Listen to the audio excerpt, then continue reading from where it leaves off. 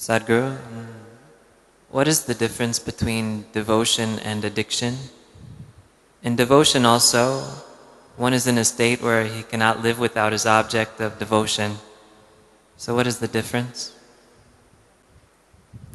Addiction is usually to substances. Devotion is towards something that you hold. You can only be devout towards something that you hold way above yourself. Devotion cannot be practiced. It cannot be cultivated or cultured. When you are overwhelmed by something or somebody, that you see something or somebody way above yourself, far beyond yourself, naturally devotion comes. It's very natural. Addiction comes because you taste something and you like the taste of it or the experience of it, you want to do it little more and little more and little more, after some time you're trapped in it. But a devotee looks more like an addict than an addict. An addict can hide his addiction, a devotee cannot hide his devotion. That's his problem.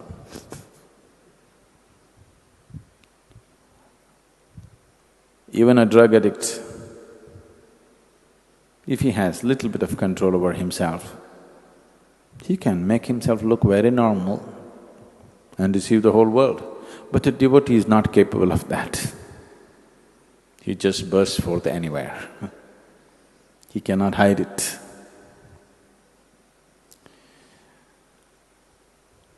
This question of devotion and addiction coming together, they are not two opposites in any way, but they have come together because both of them are sought, or both of them to some extent create some very pleasant or ecstatic experience within the person who is involved in it. People get addicted to something because the experience is strong. Otherwise, who would get… will you get addicted to the neem balls? You got to do it consciously. Every day you have to think, should I do it? You have to decide, okay, let me do it. One more day. You will never get addicted to the neem ball. It's safe. If you do not know the benefits of the neem ball, at least you know it's safe. It doesn't entangle you. So someone is getting addicted to something because it is creating some pleasant experience for them. People get addicted to tobacco, people get addicted to coffee, people get addicted to alcohol, various kinds of drugs, because it's creating some pleasant experience for them. If it caused pain, if it put them off, they wouldn't get addicted to it. So devotion and addiction are only connected on the level of experience, nowhere else. They're not at all. We should not even look at them together. But in terms of experience, yes, they have a common ground. Both of them create an extremely pleasant experience. What devotion means is, your emotions have become sweet, very sweet. A devotee may look like a madman to somebody else. A devotee's ways, the ways of a devotee may look utterly silly, illogical and stupid for a thinking person. For an intellectual person, the ways of the devotee look utterly foolish. But you tell me, you have this choice in your life.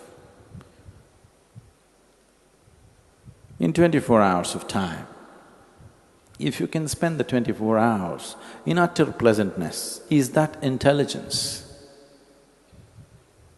Or going through all kinds of turmoil in your mind which has nothing to do with the reality, is that intelligence? A devotee is very intelligent. There is a deep life sense involved in it. There's a very deep life sense, a profound sense of life involved in it. He has understood that ultimately the most important thing is, if you make this experience of life extremely pleasant, 24 hours of the day, all the time, through your life, if you make the experience of you being here totally pleasant, then nothing will entangle you, everything will release you. He has understood that. It's a very deep sense of intelligence. It may not be logical, it may look silly for an intellectual person, but there is a very deep sense of intelligence involved. And obviously, this is a historical fact. More devotees have attained to the ultimate than any other way. Devotion has always been the quickest and most successful way. But only problem is, they may look like nuts to the rest of the society. If you don't mind looking like a nut, or if you've realized you're one, whichever way, then there is no problem being a devotee. Devotees are fools who are not even thinking about their well-being. But they don't have to think about it because they found their well-being. Only those who have not found it have to constantly think about well-being, isn't it? A devotee is well. If he has to die tomorrow, he is still well. That's how he is. So he's found his well-being, so he doesn't think about it. He doesn't feel the need to think about his well-being because he's well, really well within himself. So it's a very, very profound sense of life. If this life sense is dissected and analyzed, it doesn't make sense, but in your experience it makes sense. So devotion also causes ecstasy. Today, simple lumps of chemicals are also labeled ecstasy. Tablets are called ecstasy. If there was a tablet, if you popped it, for the rest of your life you are going to be ecstatic, I'm not against it. I'm okay with it. What's the problem? I'm perfectly fine with a drug. If there was a drug that you can take it, for the rest of your life you're ecstatic, what is the problem? Let's take it. But the problem is, it just gets you on a high for some time and then dumps you in such a bad way.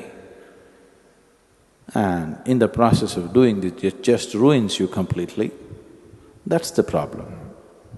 If there were no side effects, if you pop one pill or even one pill a day, like vitamin, if you pop something, an LSD or an ecstasy or whatever the names they have for it, and for the whole day you're ecstatic and there's no damage to the body, you will live well and your intelligence still functions. That's important. If your intelligence still functions and it expands you and makes you enhanced in every way, I don't see what's wrong with the drug. But that's not what the drug does. It's just that with the drug, with the addiction, both the physicality and the mentality, both the body and the mind shrinks. The physical capabilities will shrink and the mental capabilities will shrink. So as a human being, you're not enhanced, you're destroyed. But devotion makes you hugely enhanced. Things that you never thought you could do, now you can do because there is no limitation on you. A devotee is also insane with ecstasy, but he will never jump off a mountain or he will never jump off a high-rise building. This happened to lots of people in United States during the 60s. People jumped off high-rise buildings because they were on LSD and they thought they're free and they could fly. Devotee also feels like that, but he will never jump off because his mind and body is in full function, because he's in such a state of pleasantness within himself. So, addiction shrinks you. Devotion enhances you. Both of them could be pleasant experiences. Addiction can give you moments of pleasantness. Devotion gives you a constant sense of pleasantness. But the most important thing, it enhances you, expands you, makes you all-inclusive. Addiction pushes you to a corner, makes you totally exclusive, to a point where after a period of addiction, most people become neurotic or broken with anxieties or depression. Because the mind is broken, the body is broken. So one enhances you, another destroys you. That's the big difference.